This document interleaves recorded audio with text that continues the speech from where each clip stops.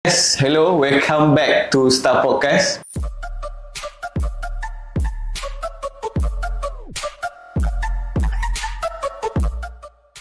Episod kali ini kita menjemputkan seorang tetamu kita yang jauh daripada tempat yang kita rekod sekarang ni. Dia merupakan seorang rope access technician. Okey, korang tahu tak apa dia? Tak tahu kan? Jadi kita akan dengar penerangan daripada tamu kita, insyaAllah. Jadi terima kasih Cik Afiq sebab hadir podcast kita pada hari ini. Boleh perkenalkan diri?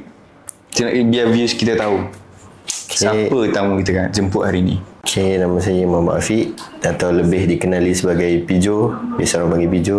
Saya seorang rope access technician atau bahasa Melayu dia technician access tali.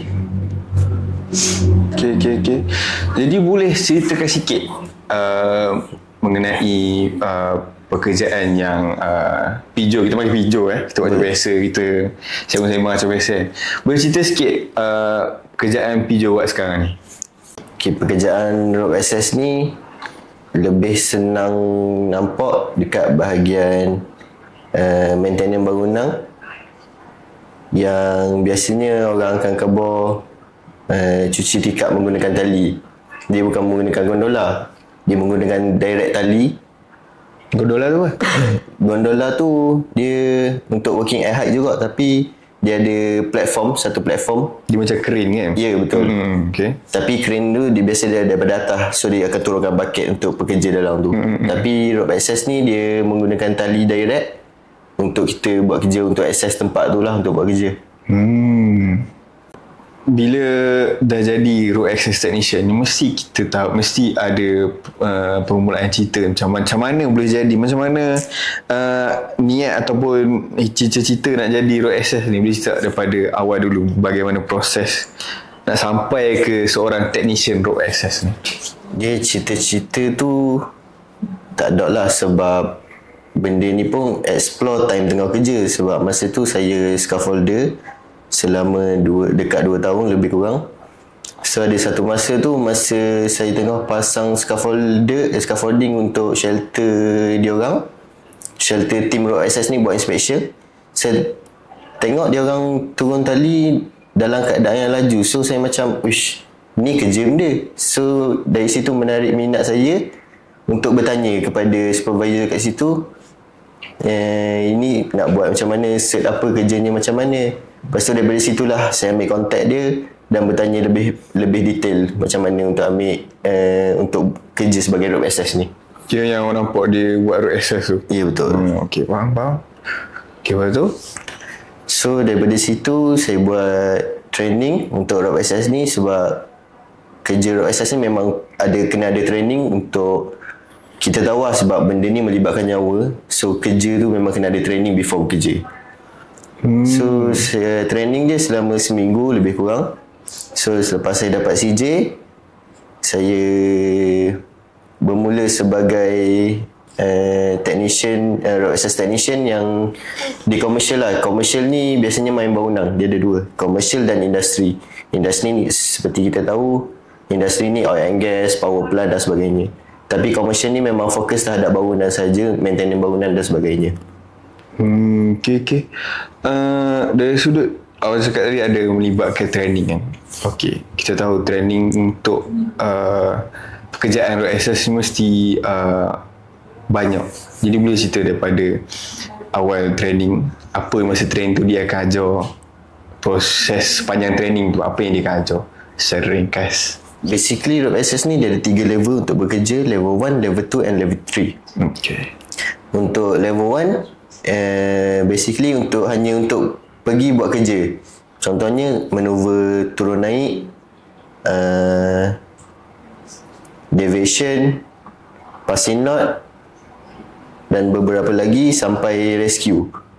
Betul, rope access ni bekerja yang melibatkan nyawa, tapi pada saya ianya salah satu pekerjaan yang selamat, sebab even level 1 pun, yang paling rendah pun sudah di training untuk rescue in case of emergency.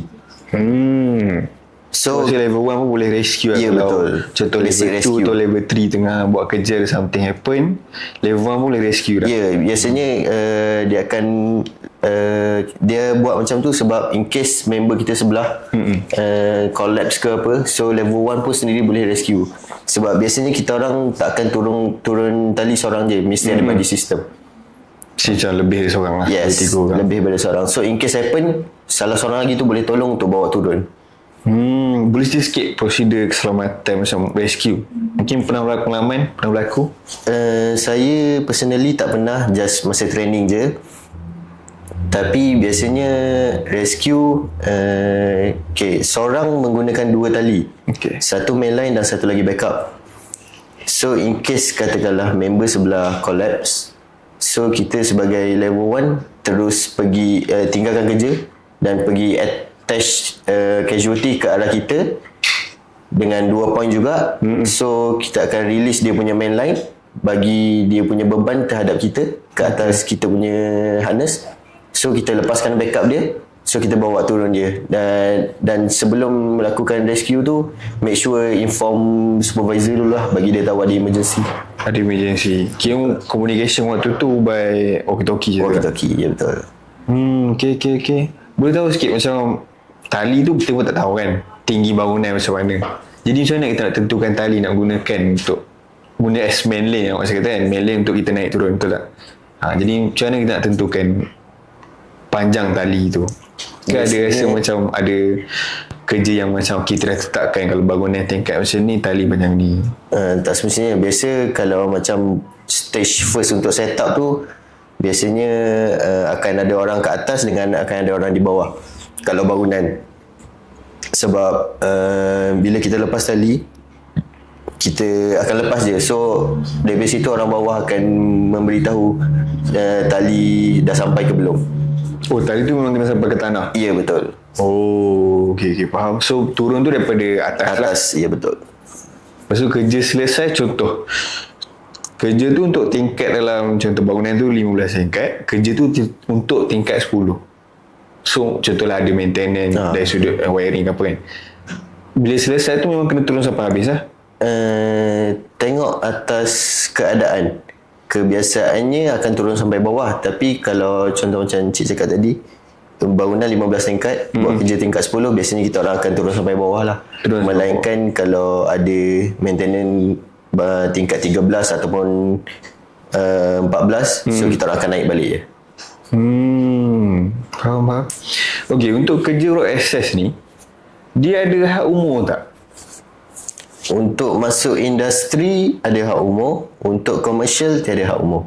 Tapi tak silap saya, untuk ambil sijil ni 18 tahun ke atas. 18 tahun ke atas. Jadi mana-mana yang lepas SPM tu boleh lah. Boleh untuk menceburi road access talent. Betul.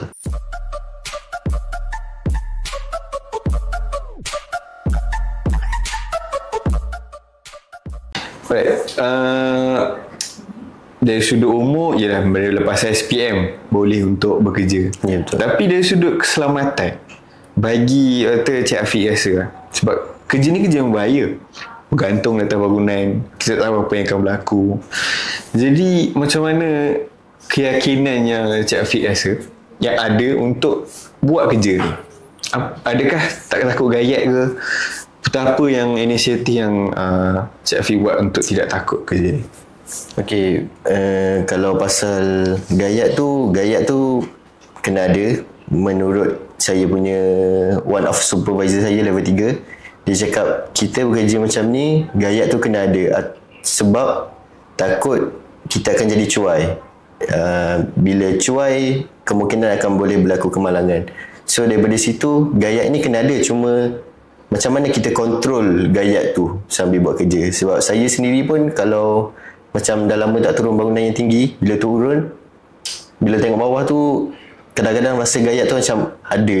And just the matter of macam mana kita kontrol je lah. Saya pernah gayat sampai senyap je atas tali, memang tak boleh nak buat kerja. And daripada situ peranan member-member pula lah yang saya minta untuk kurangkan kita punya gayat. Biasanya macam tu lah. Sebab tu kita tak turun seorang, kita turun pair. Daripada segi keselamatan dan juga mental lah, untuk kalau kita gayat ke apa, member-member tu akan mainkan peranan untuk tenangkan kita. Okay, faham. Itu dari sudut Mental. Macam orang nak bekerja dalam RSS. Tapi kalau dari sudut pandangan, yelah, diorang ada mak ayah juga, dia akan tengok bekerja ni bahaya, boleh ragut nyawa, tak ada kerja lain ke? Pernah hadapi situasi macam tu? Personally, saya dah kerja Rock SS ni hampir 2 bulan, baru saya beritahu mak saya yang saya kerja macam ni. Tapi feedback yang saya dapat, seperti orang normal yang akan tengok kerja macam ni, tak bahaya ke apa, tapi yelah, kita sebagai orang Islam wajib percayalah kalau bukan masanya lagi, insyaAllah tak ada apalah. Ini sentiasa doa lah buat start kerja. Bismillah, jangan lupa. Tapi kalau dari segi calculation, matematik ataupun saintifiknya, daripada segi matematiknya, satu tali tu kalau tak silap saya 2 tan maksimum load dia. So kita pakai 2 tali, so bermaksud 4 tan. Termasuk barang-barang apa semua, InsyaAllah tak akan sampai 2 tan lah. So masih ada safe working load dia lah. Okay. Kita orang punya descender tu pun dia punya maksimum berat dia ada sampai 100.5. Descender ni apa tu? Untuk kita orang punya peralatan untuk turun tali tu. Okay. So macam dia punya beban pun sampai 100.5. So kalau orang pun termasuk barang-barang kerja apa semua, tak sampai 100.5 lah, kebiasaannya lah. Tapi sebab descender ni pun akan ada banyak jenis, so depends on orang tu juga dia selesa yang mana. So pada saya tak ada isu lah kalau melibatkan peralatan yang kita orang pakai ni. Okey, tadi beritahu macam descender ataupun dia punya peralatan nak guna waktu bekerja. Jadi macam mana nak guna barang tu waktu tengah gantung? Ada ni ke? Ada cara dia ke? Cara tersendiri? Ya, ada. Sebab tu pentingnya training dulu sebelum bekerja. So daripada masa training tu lah dia ajar barang ni pakai macam mana, barang ni pakai macam mana. So daripada situ dia akan detail lah ajar daripada A to Z untuk satu barang. Kira barang tu waktu bekerja tu macam mana kedudukan dia? Kedudukan ni biasanya akan ada dekat pinggang lah, dekat harness kita orang. So every barang kita orang kena attach untuk melibatkan jatuh. Sebab kalau jatuh akan menyebabkan insiden yang sangat besar lah. Takut jatuh atas kereta orang, atas orang sendiri. Maksudnya alat tu akan diakses dengan kita punya badan lah. Ya, betul, akan attach dengan kita punya badan, dengan kita punya harness. Dia termasuk dengan cuci macam cuci tingkap something kan. Kiranya baldi semua tu akan di-attach. Ya, betul, dengan semua akan di-attach. Oh, okay, faham. So masuk batang pool ataupun scraper, kalau buat silikon, gun silikon, pisau apa semua akan di-attach untuk mengelakkan jatuh. Mengelakkan jatuh. Betul. Okey, bangunan apa yang paling tinggi kita ambil dekat Malaysia lah, yang paling tinggi rasa dalam pekerjaan Cik Afiq ni? Untuk saya bangunan tingkat 40 tingkat. 40 tingkat lah. Paling tinggi. Masa tu setakat job ni lah. untuk tingkat yang ke berapa? The whole building. Sebab masa tu job cuci. Job cuci. Ya, betul. Ambil masa berapa lama? Around 2 bulan lebih kurang. Oh, lama juga. Ya. Bekerja masa tu 5 orang, termasuk supervisor 6 orang. 6 orang? Ya, betul. Selama 2 bulan? Selama 2 bulan. Okay. Tadi Cik Afiq ada cakap pasal commercial dan industri. Ya, betul. Okay. Apa perbezaan job commercial dengan job industri? Boleh cerita sikit? Job komersial ni lebih berfokus kepada bangunan, dan industri seperti kita tahu, seperti oil and gas, Petronas, Shell dan semua tu, dan juga power plant TMB, Malakoff dan sebagainya. So bila industri ni dia lebih banyak cabang dia, seperti NDT dan mechanical. Mechanical ni pula banyak cabang dia. So cabang besar dia NDT dan mechanical je lah untuk setakat ni. So bila macam saya lebih fokus kepada mechanical. Sebab NDT ni dia akan memerlukan cert yang lain, cert khas NDT untuk buat pekerjaan tu. Disebut mechanical. Dari sudut mechanical tu apa pekerjaan biasa dekat industri dia akan buat? Sudut Bahasa mechanical, mudah dia lah orang nak faham. mechanical ni macam biasanya cleaning, maintenance bangunan, maintenance alat tu, mesin tu, ataupun rigging, tu termasuk dalam kategori mechanical. Okay. Daripada komersial pula, apa perbezaan dia? Dia ada beza kontrak ke? Ada beza apa? Cara kerja ke? Tempoh masa dia ada tetapkan ke? Cara kerja saya rasa sama je, cuma yang membezakan tu adalah tempat tu. Sebab lain bangunan lain tempat dia, and lain tempat dia lain cara untuk kita akses dia. Termasuk sama juga macam industri, walaupun dalam satu contoh platform tapi bukan tempat yang sama, so perbezaan untuk cara kita akses tu juga berlainan. Faham. Okey, dari sudut Cik Afiq kenapa pilih untuk kerja road access? Apa yang Cik rasa macam okay, ni bidang saya, walaupun time sekolah tak cita-cita pun? Apa yang rasa boleh capai untuk road access ni? Apa yang membuatkan saya menceburui bidang road access ni adalah saya dulu seorang yang gayat, tapi by time saya suka mencabar diri saja untuk mencuba benda-benda baru seperti scaffolding. Dan bila saya kerja scaffolding, saya jumpa rope access ni, so saya macam berminat untuk try rope access ni. Pada mulanya hanya untuk mencuba, tapi akhirnya saya memilih rope access ni sebagai career saya lah, untuk saya kembangkan lagi, untuk ke masa depan lah. Kejap. Tengah pregnant ke? Jom scan baby di Klinik Nova Terengganu. Bye.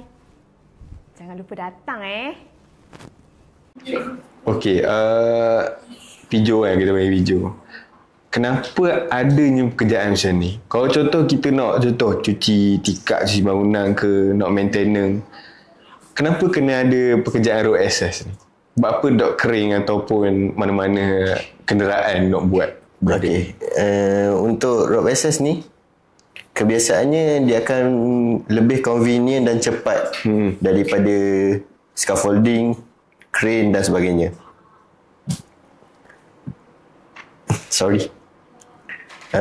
Contoh, dia akan menjadi lebih convenient dan cepat daripada crane, scaffolding ataupun skylift.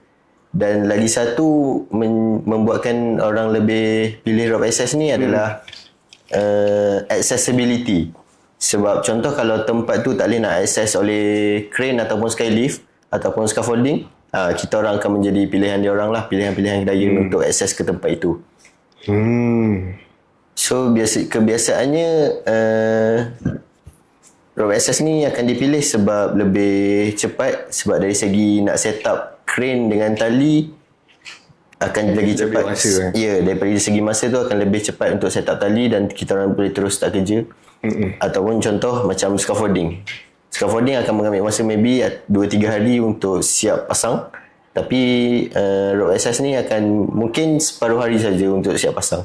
So lagi cepatlah untuk kita orang buat kerja, untuk start kerja tu. Biasa kerja start pukul apa? Biasa malam ada juga tengah gantung? Flexible ada, tapi depends on client ataupun company. Certain company akan buat 2 shift, siang dan malam. So 12 jam satu shift. So kerja tu akan selalu bergerak lah 12 jam. 12 jam? Ya, betul. Lama juga tu. Faham. Okey, peluang kerjaan. Kalau rasa macam tu, lepas budak-budak biasa, dia macam ada. Okay, kalau ikut daripada poster macam contoh ada peluang pekerjaan kan, dia nak macam ni, dia ada CJ macam ni. Tapi adakah road access ni perlukan orang yang kata tough? Dari sudut tough tu macam mana? Ataupun semua orang boleh buat ikut pada keupayaan masing-masing? Pada pandangan saya, kerja ni bukan untuk semua orang sebab ialah bekerja tempat tinggi dan juga kebiasaannya panas. So Panas guys, panas. Kalau saya akan lebih pilih kepada budak yang mentalnya kuat daripada fizikalnya, sebab fizikalnya boleh lagi ditrain, diasah, ya betul. Fizikalnya boleh diasah, tapi kalau mentalnya tak kuat untuk bermain di tempat tinggi dan hadap panas selama beberapa jam straight, so itu yang membuatkan bukan semua orang lah yang boleh ni, yang boleh hadap dengan kerja ni. Ya betul. SS sepanjang bekerja tu kan, okay, of course kita turun bangunan kadang waktu siang, waktu malam, tolak cuaca panas, sejuk. Kalau waktu angin kuat, waktu hujan lebat, macam mana pekerjaan tu? Okay, road access ni dia ada had dia. Contoh kalau angin terlampau kuat, kita kena stop work dan turun semua untuk mengelakkan apa-apa kejadian lah. And saya sendiri pun pernah diterbangkan oleh angin. Okay. Ya, sebab tingkat apa? Masa tu yang bangunan yang 40 tingkat yang saya bangunan 40 tingkat. Ya. Okay. Sebab bila masa tu saya awal-awal bekerja. Masa tu saya tak tahu lagi.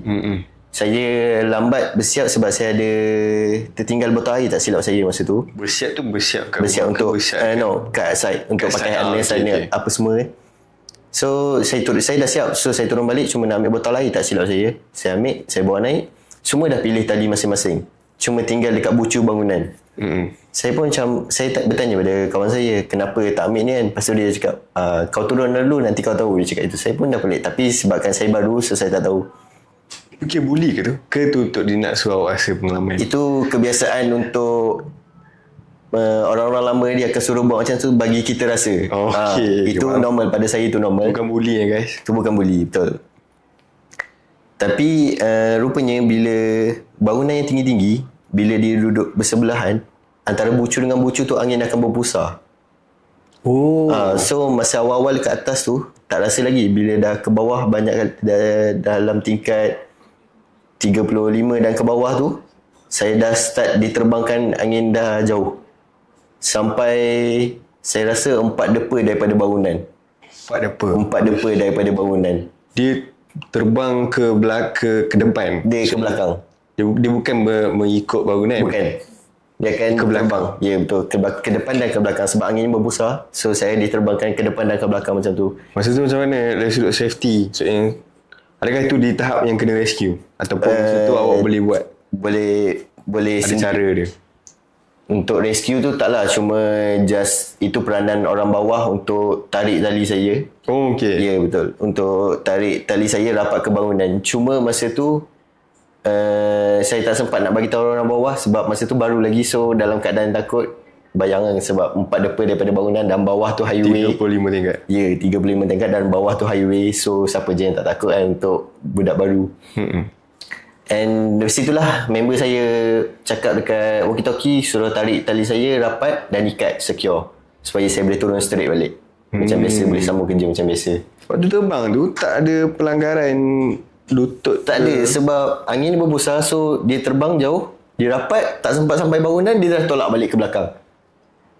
So saya dalam keadaan buntu. Saya nak turun pun saya takut, saya nak naik pun lagi saya takut. So saya hanya mampu berpegang pada tali dan menjerit. Menjerit. Saya tu memang ingat Tuhan lah. Alhamdulillah. Okay.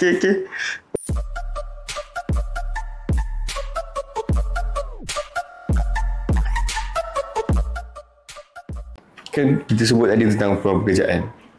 Jadi kalau you tengok pada pekerjaan road access ni, banyak ke peluang kosong?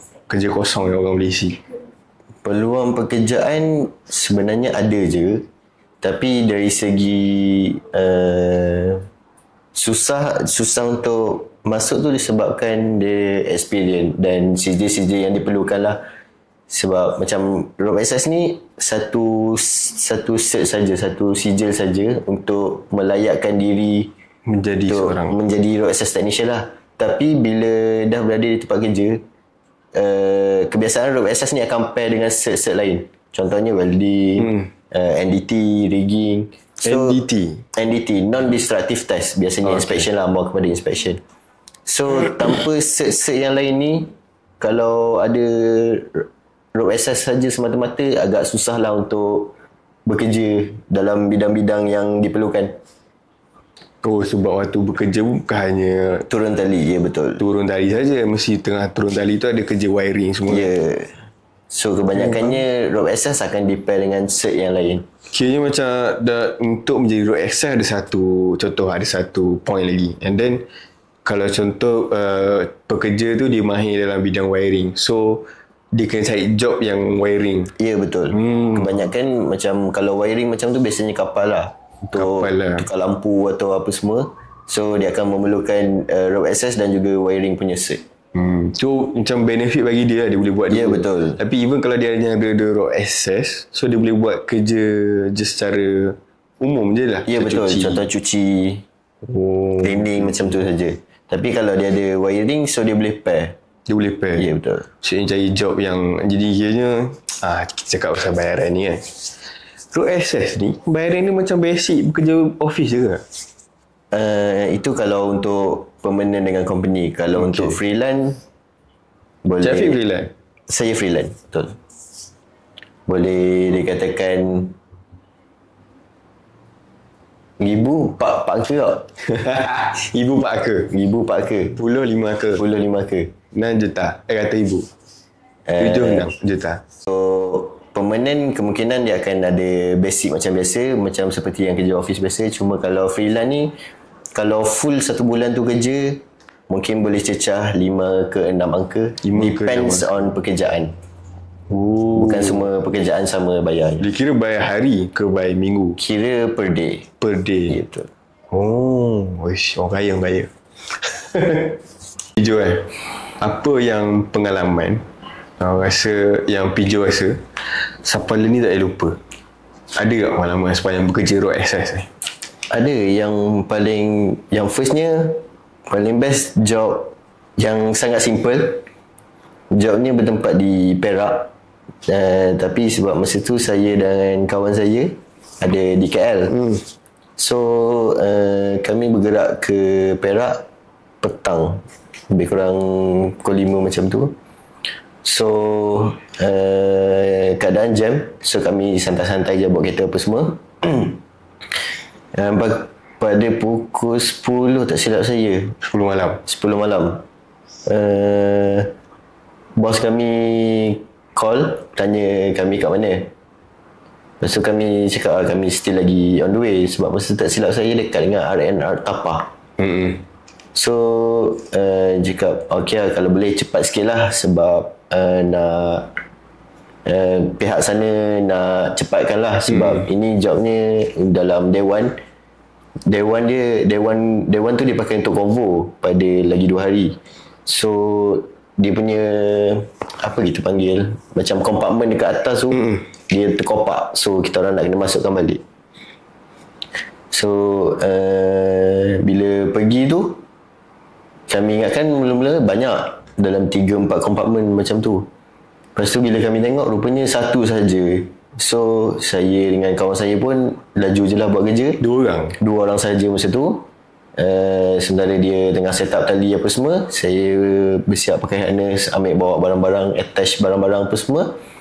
Lepas tu saya turun dengan dia, access dulu keadaan dia macam mana kan, macam mana nak pasang dia balik apa semua. Masa tu kena naik atas Dewan lah. Ya, masa ni dah berada atas tali dah. Okay. So bila kami access tu, tak lama pun, dalam 2-3 minit macam tu, rupanya hanya perlukan 1 skru saja untuk masukkan. Nak attach balik. Ya betul, untuk masukkan kompartmen tu hanya memerlukan 1 skru saja. Cuma disebabkan tak ada tempat pegang yang kuat, so skrunya banyak jatuh bawah at first. Lepas tu saya suruh member saya turun untuk pegang tali saya, rapatkan dekat kompartmen tu. Rapatkan dekat tu untuk saya boleh ada kuat sikit lah untuk tembak masuk ke dalam. So bila tembak dah dapat masuk dalam tu, saya try goncang. Dia dah okay, dia dah secure, dia dah kukuh. Siap. So dah siap, kita orang turun-turun, housekeeping apa semua. So saya terus inform bos saya dah siap. Lepas dalam masa kalau betul-betul kira buat start daripada start buat kerja, housekeeping semua, Sekali dengan housekeeping tak sampai setengah jam pun. Singkat. Cuma penatnya dari segi perjalanan je lah. Daripada Perak, daripada KL ke Perak, dan buat kerja setengah jam. Lepas tu daripada Perak balik ke KL balik. Cuma penat dia dalam perjalanan saja. Perjalanan je lah. So kos dengan pembayaran tu dapat tampung kos ke? Alhamdulillah dapat. Alhamdulillah dapat tampung kos apa semua. So untuk pengalaman yang kedua ni agak ekstrim sikit sebab saya bekerja dalam confined space untuk buat cleaning masa tu. So cleaning tu kita orang pakai crowbar atau panggil Ke crossbar? crowbar. Kuku Kambing ke apa? Cara PUBG tu ke? Ya betul, crowbar dan PUBG tu. Crowbar, okay. So saya bekerja tu menggunakan crowbar. And sampai atas tali macam biasa saya buat cleaning, buang apa yang patut dibuang lah. Cabuk ke apa? Senang nak nampak, batu, okay. sisa batu. So bila dah lama sangat atas tali tu, bila dah bekerja dalam, saya tak silap saya 2 jam macam tu, 2 jam lebih macam tu, saya nak lepaskan crowbar tu untuk turun ke bawah. Tapi crowbar tu tak lepas daripada tangan saya sebab tangan saya rupanya masa tu cramp. Sudah cramp. So dia dah grip, pegang. Ya, grip. Dia dah grip crowbar tu. So saya pun macam jam nak buat apa sebab masa tu agak baru. Dua-dua ke? Dua belah tangan. So saya tak tahu, so saya tarik sebelah tangan dulu. Saya lepas, Masih saya bertenang. Ya, masih dalam keadaan macam ni, so saya bertenang, saya try. Oh, dia cramp kat sini Ya, satu tangan. Kadang-kadang cramp dekat sini. So kita tak nak ni. Okay, faham. So saya bertenang dulu apa semua, baru boleh. Saya baru buka tangan jari saya satu-satu. Memang tak boleh gerak langsung? Ya, sebab cramp kan. Sebab sakit. So saya lepas crowbar, saya minum air dulu, saya bertenang dulu sekejap. Air dia? Bawa air. Air macam mana peletakan air dia tu? Attach dengan tali kecil lah. Biasa kita orang pakai untuk attach barang-barang lain. So kita orang attach juga botol air biasa. Botol air pun attach juga? Sebab dia air ni tergantung macam tu ke ataupun dalam bag? Dia bergantung, depends on technician sendiri. Ada technician yang ada bag, ada technician biar bergantung macam tu je. Sebab air ni penting sebab kita kerja pun panas dan tempat tinggi. So untuk turun naik hanya semata-mata untuk minum air tu makan masa. So kita orang bawa je terus air. Bergantung macam tu? Ya, bergantung dekat harness. Lepas tu lepas dah okey dah tu, saya rasa dalam 5 ke 10 minit jugalah untuk saya bertenang. Lepas saya rasa tangan saya dah okey, saya sambung kerja sampai habis. Baru saya keluar. Saya untuk awal jadi macam tu, saya dah fikir ingat kena rescue lah. Rupanya hanya sebab penat sangat, so patut bertenang je dulu. Kalau rescue orang dia akan daripada atas turun? Sama ada member sebelah ataupun level 3 lah yang akan level datang. Level 3 yang datang. Okay. Itu yang sedikit ekstrim. Ada yang ekstrim tak? Yang paling ekstrim untuk masa tu lah, bukan sekarang lah. Untuk masa tu sebab saya di awal fasa pekerjaan saya, masa tu kita orang dah nak pindah tali. Masa kita orang tarik tu, tali tersangkut. Sudah banyak kali kita orang cuba macam-macam cara. Pindah tali tu dah selesai kan ataupun nak ke bangunan lain ke? Bahagian bangunan lain. Ya, betul. Okay. So bila kita orang dah cuba macam-macam cara, memang last choice dia memang seorang kena turun untuk adjust tali tu, untuk tarik tali tu. Oh, dia lekat dekat contoh bahagian tepi bangunan? Ya, dekat sangket bangunan. Okay. So talinya berat sebab 40 tingkat. So dia bermain dengan graviti di situ. Main graviti. So bila dah jadi macam tu, mula-mula supervisor saya tanya siapa nak volunteer. Semua senyap sebab bangunannya agak tinggi. So tingkat? 40. So semua. Cuaca time tu okey? Cuaca dalam time tu mendung dan angin dah start kuat. So sebab tu semua orang macam tak ada yang volunteer. Berani untuk. Tapi sebabkan saya baru, and supervisor saya mungkin nak try saya, so dia tanya, Pijo boleh buat? Boleh turun seorang? Sebab macam saya cakap tadi pada awal tadi, saya suka saya suka mencuba benda yang baru dan saya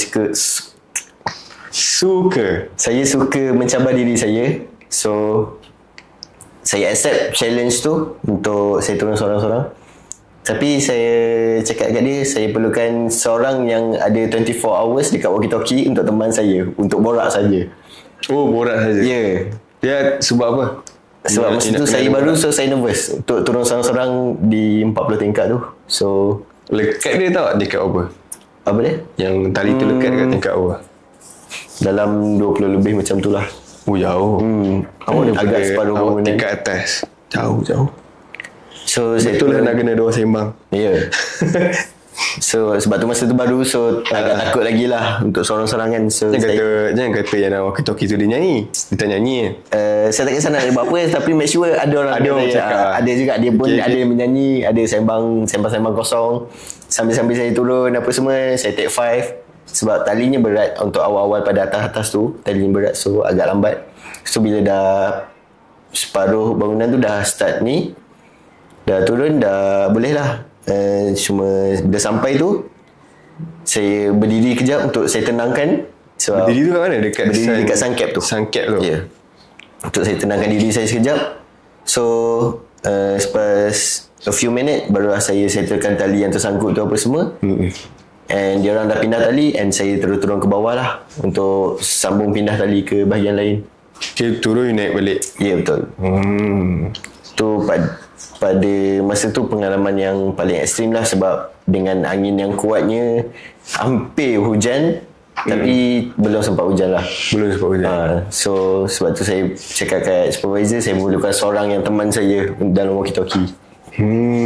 Oh, cakap pasal kita pergi ke job komersial lah. Okay, so bila ada job komersial ni melibatkan bangunan-bangunan, so of course daripada klien bagi tahu kena settlekan, contoh cuci ke, kena signboard ke.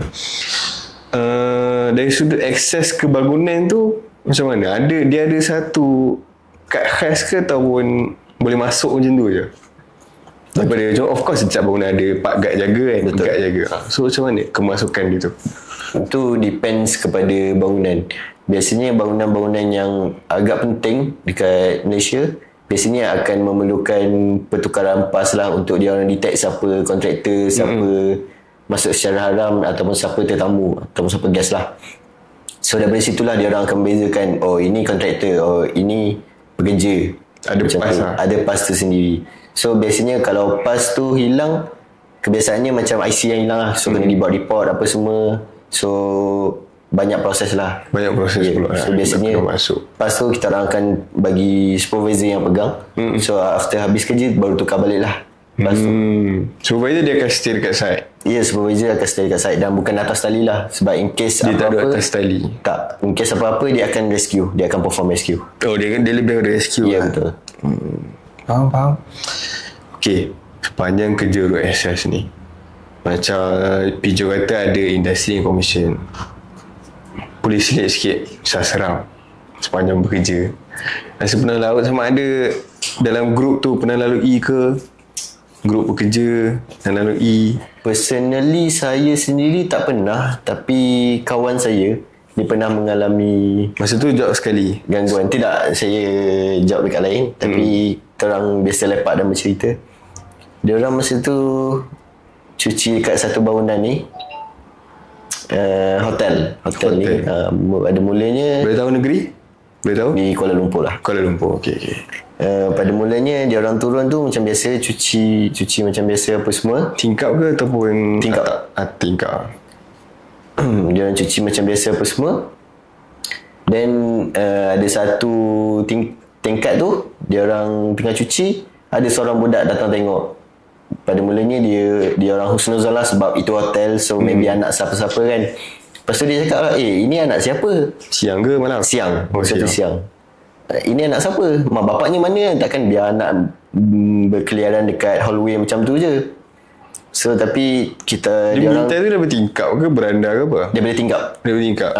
Dia tingkap hallway hotel lobby macam biasa. Oh, okay. So macam agak mustahil untuk mak bapak dia tinggal macam tu je kan. Kan berdeklarasi luar bilik lah. Betul. So macam, tapi dia orang tak fikir panjang, ingatkan anak orang biasa. Lepas tu dia orang nak turun tu, dia orang skip 2-3 tingkat tak silap saya. Lepas tu dia orang turun tingkat keempat tu, daripada tingkat yang dia orang lepas cuci tu, Total berapa tingkat? 15 tak silap saya. 15. Sebab tak tinggi mana pun hotel tu. Bila masuk tingkap yang keempat tu, dia orang nampak budak yang sama di posisi yang sama. Oh, Agak tidak logik. asalnya dekat tingkat lain. Ya betul. So bila dia orang skip 2-3 tingkat yang keempat tu, dia orang nampak budak yang sama dalam bangunan tu juga, dekat hallway tu. Budak tu besar mana? Budak tipikal budak dalam 2-3 tahun katanya macam 2-3 tu. tahun. Sebab agak tak logik, sebab kita orang pakai tali agak laju nak berbandingkan dengan orang dalam. Nak turun tangga ataupun naik lift, mesti lah. Kalau naik lift pun mesti nak kena tunggu lift tu kan. Kalau turun tangga pun tak selaju kita orang yang turun tali. So macam mana ada budak yang sama dalam keadaan yang sama tapi berlainan tingkat. So member saya ni tegur lagi sekali, ini budak tadi, cakap ke member dia. Member dia cakap, apa lagi, turun lah. Terus laju member turun, tinggalkan untuk site tu lah. Kerja dah siap lah. Kerja tu belum siap. Tapi dah ada gangguan macam tu. So dia orang turun. Berapa orang kerja tu? Masa tu 3 orang.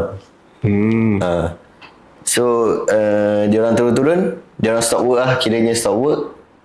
Dia orang bincang dengan supervisor apa semua. Dan ni hari yang keempat, kelima macam tu dia orang kat site. So hari seterusnya tu dia orang ada gangguan juga, tapi masa tu baru nak start kerja tak silap saya.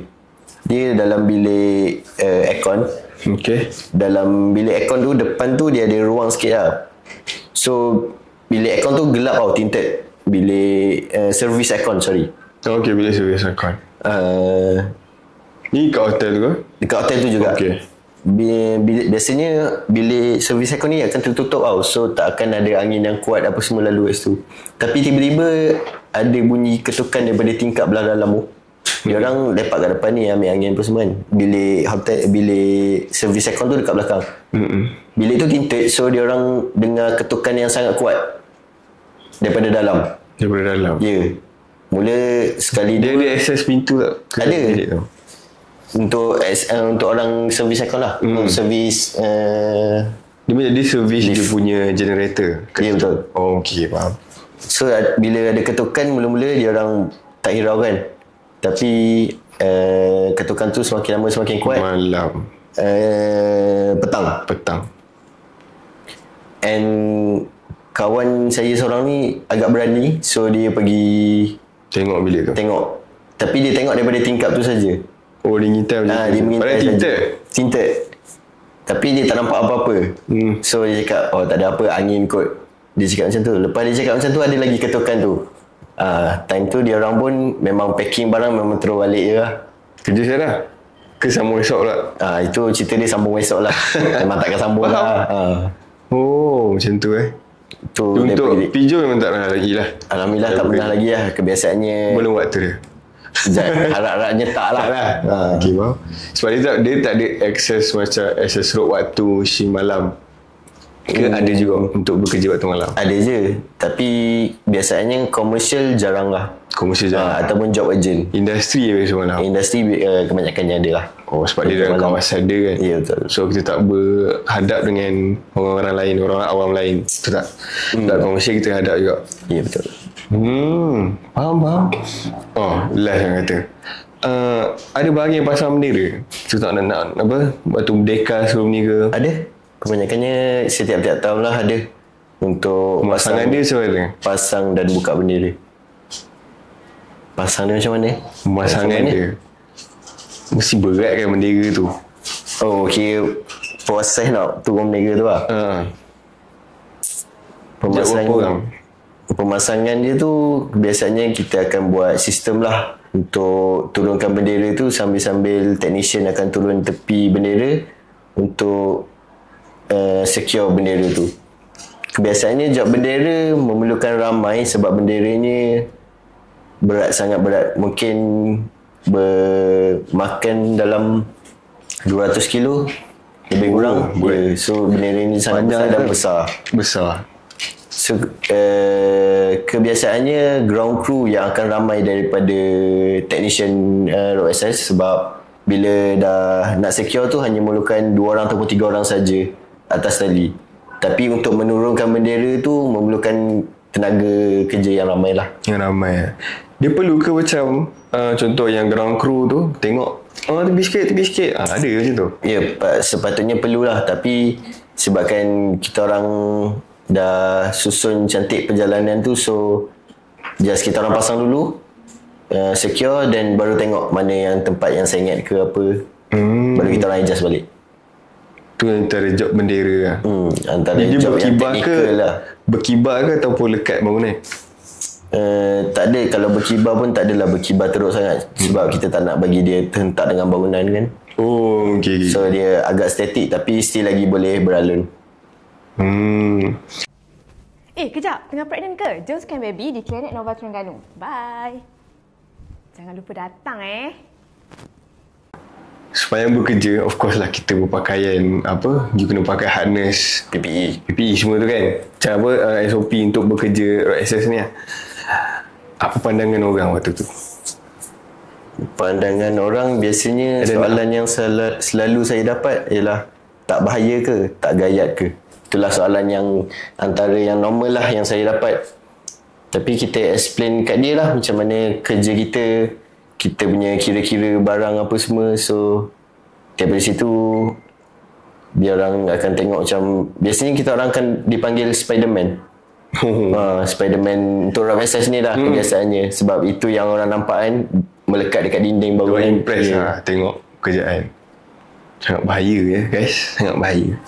Jadi kata-kata terakhir untuk Pijo, rasa untuk mana yang tengok ni, dia kata bila dengar cerita Pijo ni rasa nak bekerja lah as road access ni. Kata rasa nak jumpa pula Pijo ni, kata rasa nak bekerja dengan dia. Jadi apa pesanan untuk mereka-mereka yang satu yang minat dalam kerja ni, dan dua untuk masyarakat yang rasa macam kerja ni bahaya, tak perlu buat pun, tak bagi anak aku buat kerja ni. Untuk orang yang berfikiran yang sempit macam tu, dengan izin untuk masyarakat yang berfikiran macam tu, pada saya depends on masing-masing punya pemikiran.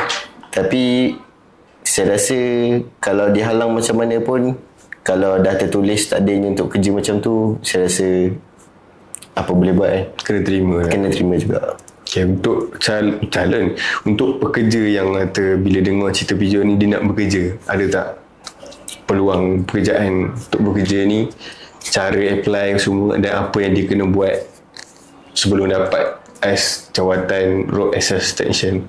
First kali daftar sebagai daftar training buat IRATA untuk buat sijil IRATA tu kat Malaysia. Nama sijil tu IRATA. Nama sijil tu nama dia IRATA.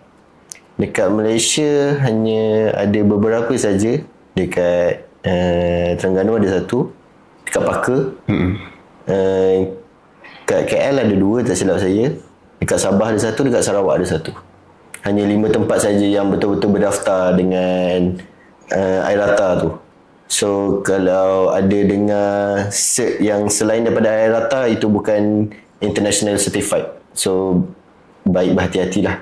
So IRATA lah kata paling trusted lah. Paling trusted, dan sebab dia international certified, so pergi ke luar negara pun kita boleh pakai IRATA, boleh pakai sijil yang sama. Ya, betul. Okay. Jadi kita dah dengar penerangan daripada Pijo mengenai pekerjaan road access technician ni. Jadi guys, rasa macam mana? Anda minat ke? Jadi ini saja untuk episod kali ini. Jadi kita jumpa di episod akan datang dengan tetamu yang istimewa, InsyaAllah. Bye.